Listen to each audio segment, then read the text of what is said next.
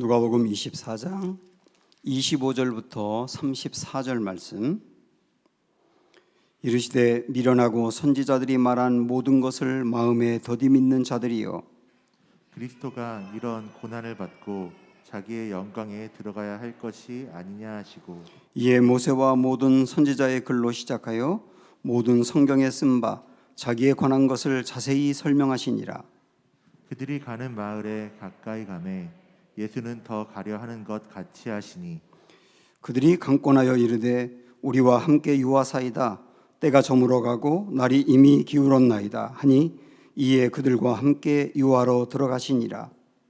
그들과 함께 음식 젖으실 때에 떡을 가지사 축사하시고 떼어 그들에게 주시니, 그들의 눈이 밝아져 그인 줄 알아보더니 예수는 그들에게 보이지 아니하시는지라. 그들이 서로 말하되 길에서 우리에게 말씀하시고 우리에게 성경을 풀어주실 때에 우리 속에서 마음이 뜨겁지 아니하더냐 하고, 그때로 일어나 예루살렘에 들어가 보니 11 제자 및 그들과 함께한 자들이 모여 있어 말하기를 주께서 과연 살아나시고 시몬에게 보이셨다 하는지라. 같이 읽습니다. 두 사람도 길에서 된 일과 예수께서 떡을 떼심으로 자기들에게 알려지신 것을 말하더라. 아멘. 제가 예전에도 말씀드렸지만, 제가 이 가까이 연희교회에서 전도사로 있었던 적이 있었거든요. 그때 어떤 그 장로님의 아들, 젊은 집사님이었는데, 그 집사님이 저에게 물어보고 싶은 게 있대요. 그래서 뭐냐 그랬더니, 목사님, 전도사님 정말 제가 부끄럽지만 꼭 알아야 되겠어요. 그러면서 뭐라고 묻느냐면, 부활이 진짜 있나요? 그러는 거예요. 이분은 모태신앙으로 태어나서 쭉 신앙생활을 하면서 교회를 다녔지만 그 마음으로 부활이 믿어지지가 않는 거예요. 그러니까 그게 너무 답답하고 고민도 되고, 그래서 저에게 물어봤던 겁니다. 제가 당연히 있죠. 그렇게 이제 대답을 했더니, 그 다음에 이분이 저에게 했던 말을 잊을 수가 없어요. 뭐라 그러냐면, 전도사님, 앞으로 전도사님 목회도 하고 또 설교도 많이 할 텐데, 부활이 진짜 있다면 다른 설교하지 말고 부활 설교만 하세요. 부활을 믿기만 하면 문제될 게 아무것도 없잖아요. 그렇게 얘기했던 게 참 기억이 많이 납니다. 맞는 말이죠. 몇 년 전에 우리 교회 청소년들이 이제 여름 수련회 하는데 제가 집회 인도를 했어요. 이틀 동안. 그래서 이 친구들, 이 청소년들에게 무슨 설교를 해야 할까?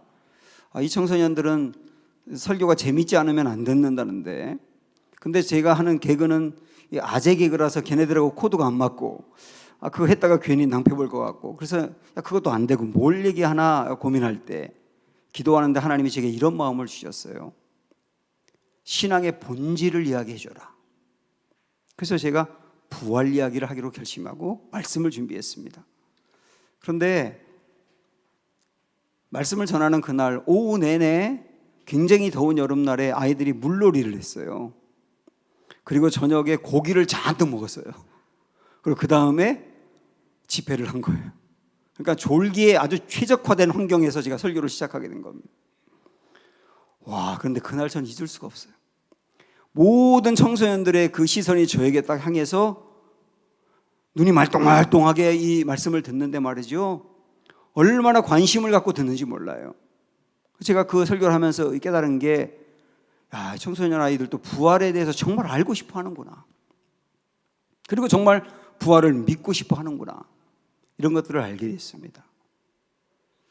지난주일 부활주일을 보냈습니다마는, 그러나 이 부활이 이토록 중요한 것이고, 교회를 오래 다녀도 이 부활이 금방 믿어지지 않는 분들도 있어서 고민하기도 하고, 또 부활을 믿더라도 부활하신 주님을 매일 만나서 그 주님으로 인하여 힘을 얻는 신앙생활이 되어야 되기 때문에 저는 몇 주 동안 부활에 대한 말씀을 시리즈로 드리려고 합니다. 예수님이 부활하신 날 부활하셨지만 그것을 알지 못하고 믿지 못하는 제자들은 두려움 가운데 숨어 있어요. 그런데 예수님의 12제자에는 들어가지 않지만 그 12제자 외에도 제자가 많았는데 그 중에 글로바라고 하는 사람이 있었습니다. 이 사람은 누구냐면 예수님이 십자가에서 못 박힐 때 그 십자가까지 따라가서 함께 울며 예수님과 함께 했던 여인들이 몇 명 있는데 그 여인들 중에 글로바의 아내 마리아라는 사람이 있어요. 바로 그 마리아의 남편이 이 글로바입니다. 이 부부가 예수님을 믿으며 신실하게 신앙생활을 했던 것 같아요. 그 글로바와 또 다른 어떤 제자가 엠마오라는 곳으로 가고 있습니다. 예수님이 부활한 걸 믿지 못해요. 그러다 보니까 아주 좌절한 모습으로 슬픔 가운데 터벅터벅 엠마오로, 아마 자기들이 집이 거기 있었겠죠? 그리 가고 있는 겁니다. 이들은 분명히 부활에 대해서 들었거든요. 막달라 마리아를 비롯한 여인들이 무덤에 갔다가 무덤이 비어있다는 이야기를 듣고 천사들로부터 예수님이 부활했다는 이야기를 듣고 이 사람들에게 전해 주었어요. 그리고 그 소식을 들은 두어 명의 제자들이 무덤으로 달려갔다가 정말 여인들의 말대로 무덤이 비어있다는 이야기를 또 전해 주었어요. 그런데도 믿질 못하는 거예요. 참 이상한 건 뭐냐면 여인들이 빈 무덤을 보고 왔다, 그리고 예수님 부활했다는 말을 전해 주었고 또 제자들 몇 명도 그 빈 무덤을 보고 왔다고 이야기했다면 다 그 무덤으로 달려가 봤어야 될 거 아니에요. 그렇지 않습니까? 그런데 무덤으로 달려가지 않고 그냥 이 제자들은 고향으로 가고 있단 말이에요. 게다가 이 두 사람이 길을 걸어가면서 이런저런 이야기를 하는데 갑자기 두 사람이 갔는데 조금 있다 보니까 세 사람이 된 거예요. 어떤 한 분이 같이 그 대화에 합세해서 이야기를 하고 있는 겁니다. 아마도 6월절이 끝나고 사람들이 고향으로 돌아가기 때문에 많은 인파가 있었을 것이고 그 중에 한 명이 이야기하나 보다라고 생각했던 것 같아요. 근데 그분은 부활하신 예수님이었거든요. 예수님이 부활하신 다음에 그들과 대화를 나누고 있는데 그들은 부활하신 예수님을 알아보지 못해요. 우리 이 말씀 한번 보시죠. 그들이 서로 이야기하며 문의할 때에 예수께서 가까이 이르러 그들과 동행하시나 그들의 눈이 가리어져서 그인 줄 알아보지 못했다, 이렇게 나오잖아요. 그 예수님을 알아보지 못하는 겁니다. 분명히 예수님이 옆에 가고 있는데도 불구하고. 어제 우리 최연아 권사님네 그 아들 결혼이 있어가지고 교회에서 몇 명이 출발을 했는데 교회 차를 타고 출발하려고 하기 전에 우리 부목사님이 그래요. 이경숙 집사님 오신다고 했는데요. 바로 옆에 이경숙 집사님이 있는데 이경숙 집사님을 찾고 있더라고요. 그때 버뜩 이 말씀이 생각이 나는 거예요. 부활하신 예수님이 옆에 있는데 그 부활하신 예수님이 안 보이는 거예요. 자, 이런 문제가 우리에게 있는데요. 이것은 우리가 부활에 대해서 참 많이 들었고 또 부활에 대해서 이야기하는 사람들의 또 이야기도 들었고 그런데도 불구하고 부활을 믿지 못하는 이들이 있어서 답답한 거예요. 그 마음으로 받아들이지 못하는 이들이 있어서. 그러다 보니까 예수님은 분명히 부활하셨는데 교회를 다니지만 여전히 제자들처럼 낙심하고 좌절하고 절망하고 두려워하고 근심하고 슬픔 가운데 젖어 있고 소망을 잃어버렸단 말이에요. 여기서 우리 중요한 걸 생각을 해야 됩니다. 그러면 이 제자들은 왜 부활하신 예수님의 이야기를 듣고 예수님이 옆에 같이 가는데도 그들이 보지 못하고 믿지 못하느냐? 왜 그럴까요? 자, 16절 말씀을 우리 보십시오. 이 이유 때문입니다. 시작. 그들의 눈이 가리어져서 그인 줄 알아보지 못했다. 이렇게 나오잖아요. 눈이 가려졌다는 거예요. 이 육신의 눈을 말하는 게 아닌 거 아시죠? 마음의 눈, 영안이라고 말하는 그게 가려져 있는 거예요. 여기 가려져 있다는 말은 체포되었다, 이런 의미입니다. 체포되었다, 갇혔다. 그들이 어딘가에 체포되어서 갇혀있는 상태라 보질 못한다는 거예요. 마치 어떤 죄를 범하고 옥에 갇힌 사람을 생각을 해보세요. 그 감옥에 들어가면 거기에 창문이 조그만 거 하나밖에 없어요. 그것으로만 세상이 보이는 거예요. 세상은 그 광대하고 넓은 세계인데 그들이 보는 세상은 아주 극히 일부일 뿐이에요. 이게 갇혀있는 거거든요. 그래서 우리의 눈이 가려지면, 눈이 갇히면 정말 중요한 진리를 보지 못하고 못 본단 말이에요. 문제는 이거구나. 눈이 가려져 있는 거구나. 부활을 믿는다 하더라도 내 안에 주님이 계시는 거, 주님이 나를 돕는 거, 주님이 나와 함께하는 거, 지금도 주님이 일하시고 역사하는 것, 그런 것들을 믿지 못해서 여전히 힘들어하는 분들은 역시 눈이 가려져 있는 거예요. 이게 문제라는 걸 알 수 있습니다. 그러다 보니까 부활 있을 수 없는 일이라고 생각을 하고, 그리고 부활에 대해서 알려고 하지도 않아요. 지난주에 부활주를 맞아서 제가 부활의 증거들 몇 가지를 댔습니다마는, 부활의 증거를 그렇게 이야기해도 한마디로 말씀드리면 그 씨알이 잘 먹히지가 않는 거예요. 왜? 가려져 있으니까. 가려져 있으니까. 혹시 이게 우리의 문제 아닙니까? 이렇게 눈이 가려져 있게 되면 말씀은 감추어지게 돼 있어요. 우리의 눈이 가려지면 말씀은 감추어져 있게 된다고요. 우리 예수님께서 제자들에게 내가 십자가에 못 박혀 죽는다, 그러나 3일 만에 살아날 거다 여러 번 말씀하셨습니다. 그런데 그들은 깨닫지 못했어요.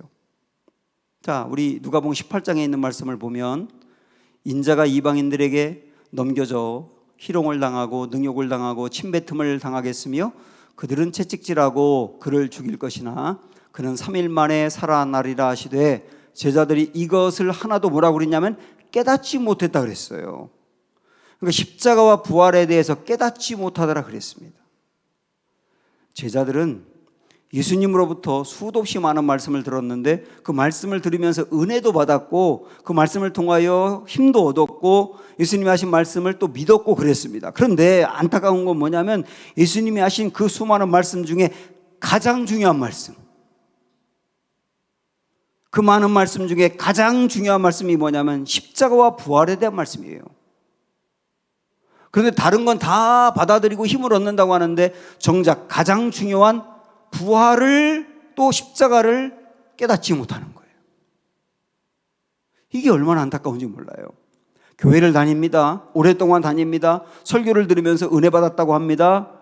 오늘 설교를 통해 힘을 얻어서 그러고요. 이 성경을 가까이 하고 접하면서 성경을 통하여 많은 것 깨달았다고 합니다. 그런데 가장 중요한 십자가와 부활에 대해서는 깨달음이 없어요. 이게 얼마나 안타까우냐 그 말이에요. 왜 이 중요한 십자가와 부활의 말씀에 대해서 깨달음이 없느냐? 그 다음 나온 말씀을 보면 이렇게 얘기합니다.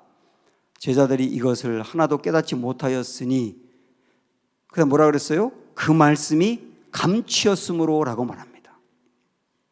그 말씀이 감추었으므로 그들이 그 이르신 바를 알지 못하였더라.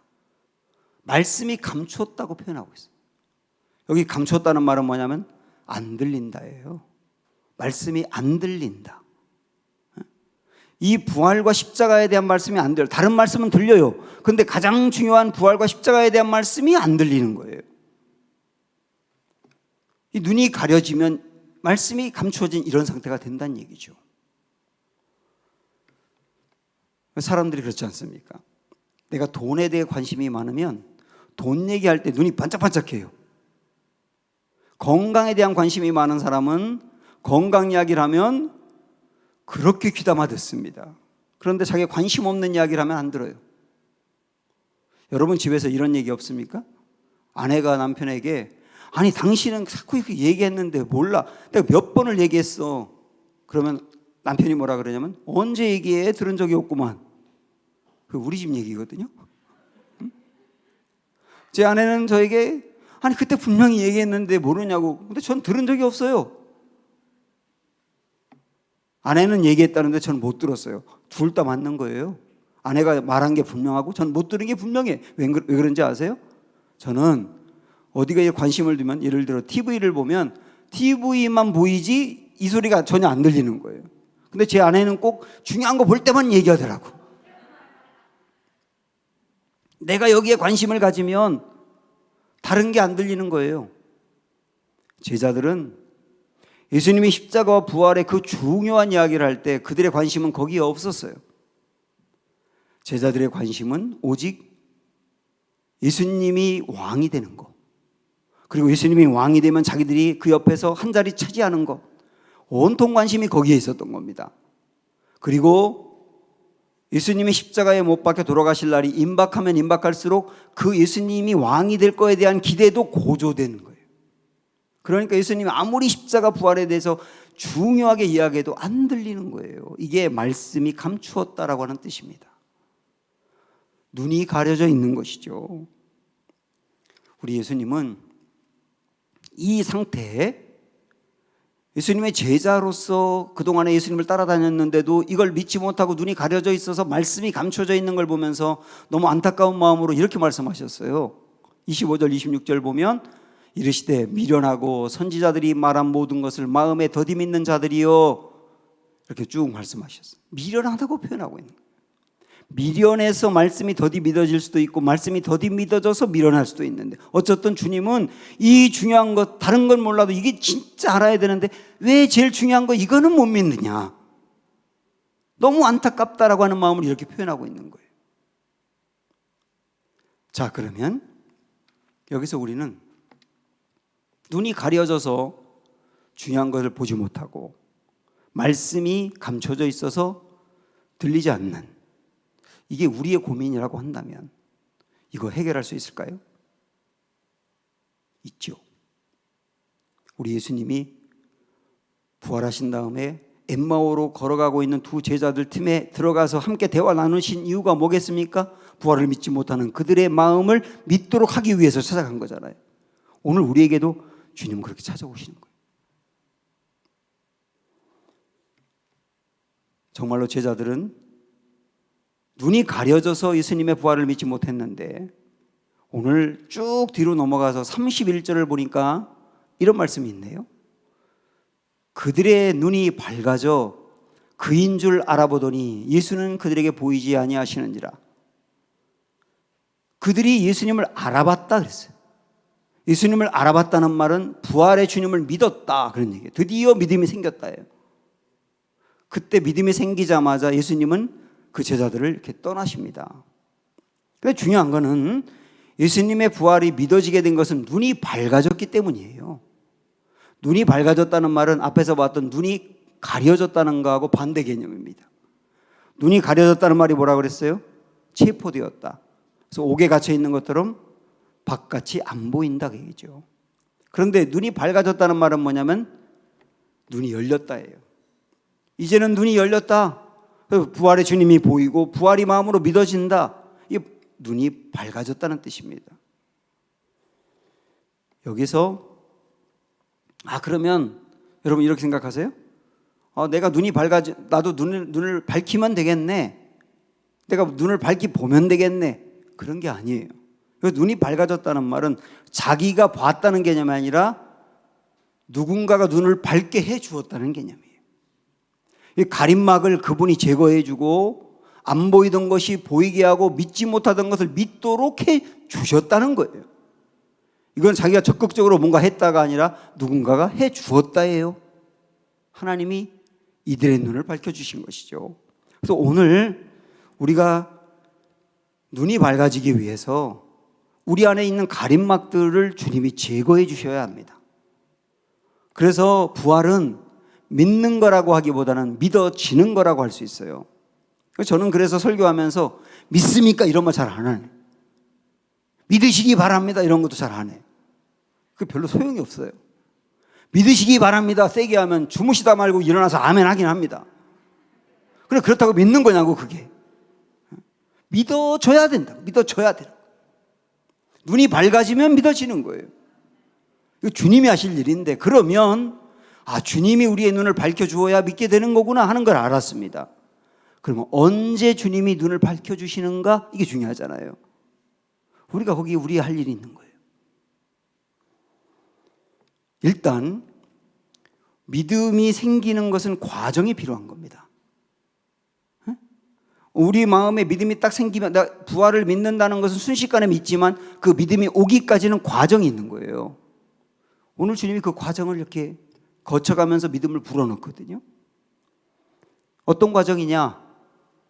32절 말씀을 보시면 두 사람이 이렇게 말합니다. 예수님 떠나고 난 다음에 그들이 서로 말하되 길에서 우리에게 말씀하시고 우리에게 성경을 풀어주실 때에 우리 속에서 마음이 뜨겁지 아니하더냐.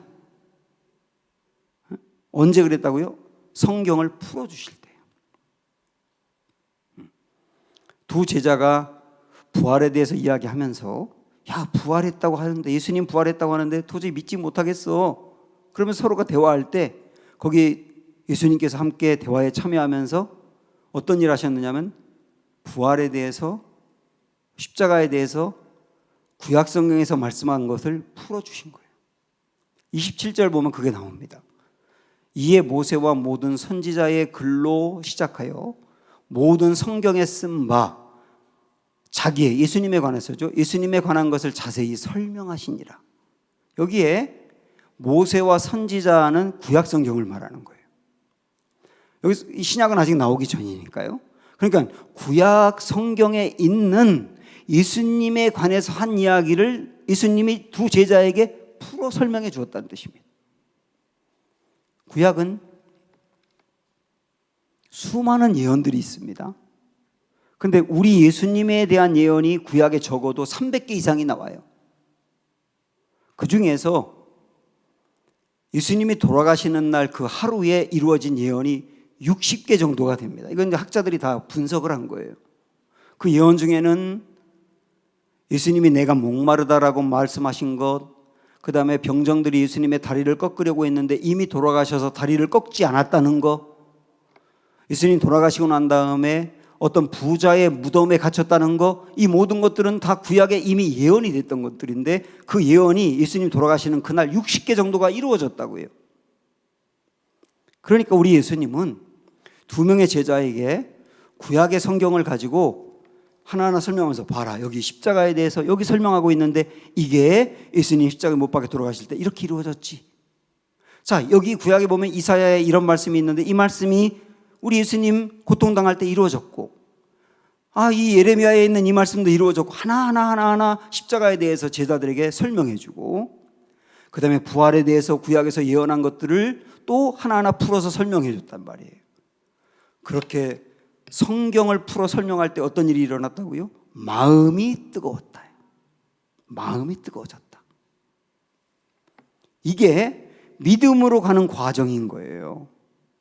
여러분께서도 말씀을 들을 때 마음이 뜨거워지며 그 말씀이 이해가 되면서 내 마음으로 받아들여지는 단계가 왔다면 축하드립니다. 이게 믿음으로 가는 과정인 거예요. 마음이 뜨거워지는 건 말씀을 통해서 이렇게 이루어진 것이죠. 저 이 말씀을 보면서 이런 생각이 드는 거예요. 예수님이 두 제자에게 예수님 부활하신 것을 좀 알려주려면 쉬운 방법이 있어요. 어떻게 하면 되냐면 제자들을 딱 불러놓고 당신들 나 좀 봐봐.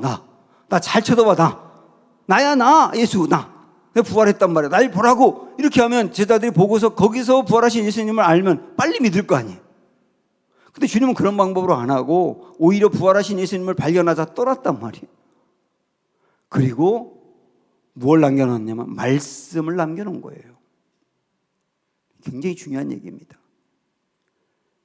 부활하신 주님이 그들에게 나타난 것은 일종의 기적인데, 기적을 통하여서 믿음이 금방 생기고 믿음이 뜨거워질 것 같은데 주님은 그렇게 보시지 않은 거예요. 기적을 통해서가 아니라 말씀을 통해서라는 거예요. 말씀을 하나하나 내가 마음으로 이해하고 받아들일 때 그게 우리에게 마음에 믿음을 갖게 하며, 그리고 그 믿음이 견고하게 하며 우리를 지속적으로 든든하게 붙잡아 준단 말이에요. 말씀을 통하여. 물론 기적이 있습니다. 저는 우리 교회 교우들 중에 특별히 질병으로 너무 고통받고 있는 그 교우들을 위해서 기도할 때 기적을 베풀어 달라고 기도해요. 기적은 분명히 있어요. 하나님이 기적이 아니면 안 되는 상황이 되면 기적을 베풀어 주실 수 있어요. 그러나 일반적으로 우리의 믿음이 생기며 믿음이 자라며 믿음이 뜨거워지며 믿음으로 역사하는 단계는 말씀을 통하여 간다는 걸 알려주시는 거예요. 성령이 능력으로 역사하면 우리가 믿음이 생기고 변화된다 그러잖아요. 근데 성령이 능력으로 역사하는 게 어떤 거냐면, 구체적으로 말씀드리면 이런 겁니다. 우리가 말씀을 들을 때 그 말씀이 이해가 되는 거예요. 깨달아집니다. 이게 말씀에 앞에 가렸던 이 가림막이 제거되는 거거든요. 그리고 그 말씀이 내 마음에 다가와서 믿음이 되는 거예요. 그리고 그 말씀을 따라서 행할 힘이 생기는 거예요. 이게 성령이 말씀을 갖고 역사하는 거예요. 성령이 역사해서 우리에게 믿음을 불어넣는다, 우리를 변화시킨다고 하는 것은 성령님이 말씀을 가지고 역사해서 그렇게 하신다는 뜻이에요.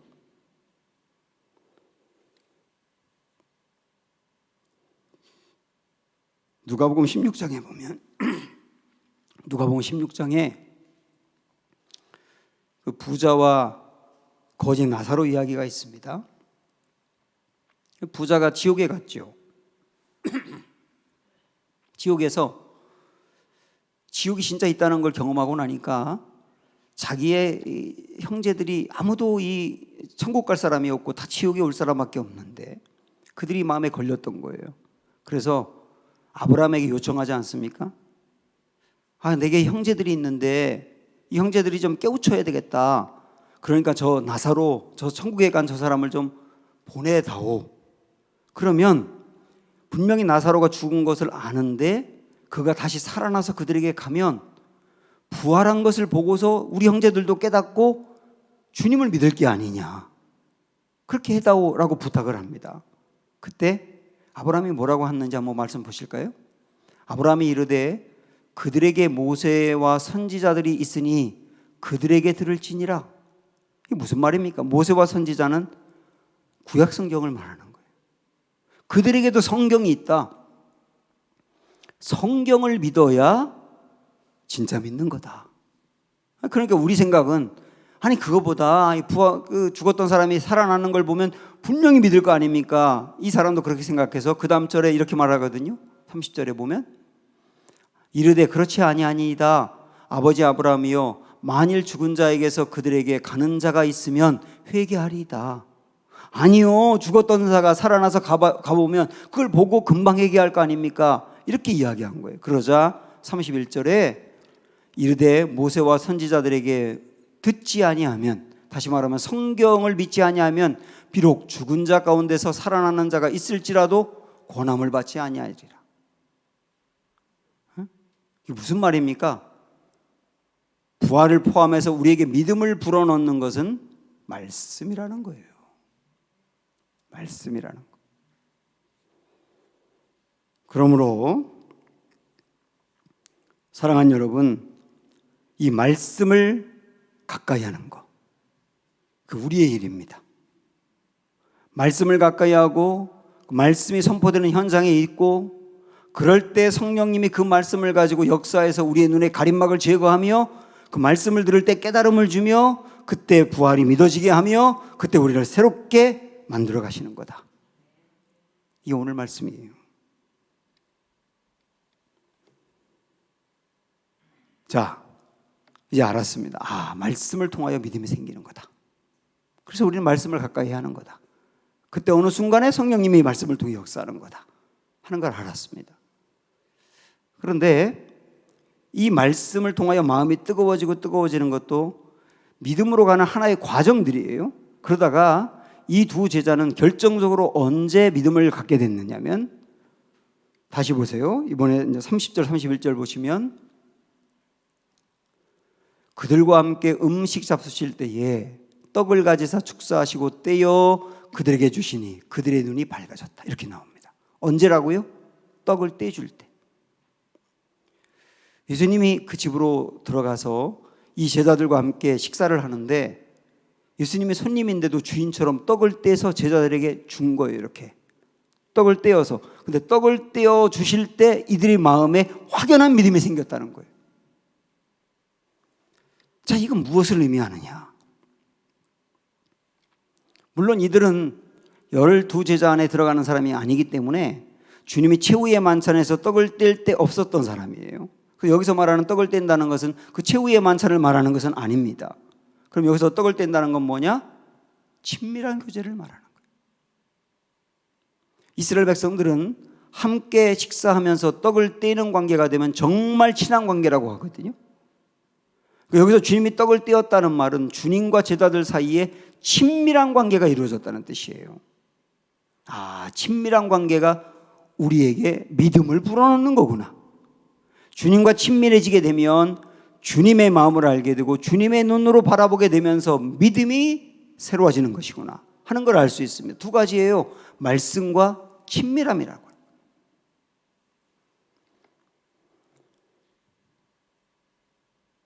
많은 사람들이 감옥에 갇혀 있습니다. 두려움의 감옥, 불안의 감옥, 섭섭함의 감옥, 또 상처의 감옥. 김양재 목사님은 많은 여인들이 남편의 감옥에 갇혀 있다고 얘기하더라고요. 친구들과 만나서 재밌게 놀고 이야기하다가 남편 얘기만 나오면 화가 난대요. 남편의 감옥에 갇혀 있다. 가족이라고 하는 감옥에 갇혀 있기도 하고 경제라고 하는 감옥에 갇혀 있기도 하지요. 어떤 감옥이든지 제자들은 불신의 감옥에 있었는데 그 감옥에서 벗어나게 한 것도 말씀과 친밀함이었고요. 우리가 어떤 감옥에 갇혀 있든지 그 감옥에서 벗어나게 하는 것도 말씀과 친밀함인 거예요. 주님과 친밀해지면 주님의 눈으로 남편을 보게 돼 있어요. 거기서 그래서 감옥에서 벗어나 관계가 회복이 되는 거예요. 그 주님의 눈으로 가족을 바라보게 되고 주님의 눈으로 내가 받았던 상처도 바라보게 되는 거예요. 회복이 일어나는 거죠. 그럼 마음의 평안함이 일어나는 거죠. 모든 감옥에서 벗어나게 하는 게 이 친밀함이라고 하는 거예요.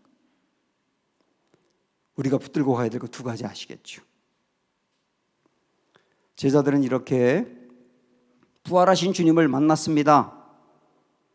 그 다음에 벌떡 일어나서 예루살렘으로 달려갑니다. 마지막으로 33절 말씀 보시죠.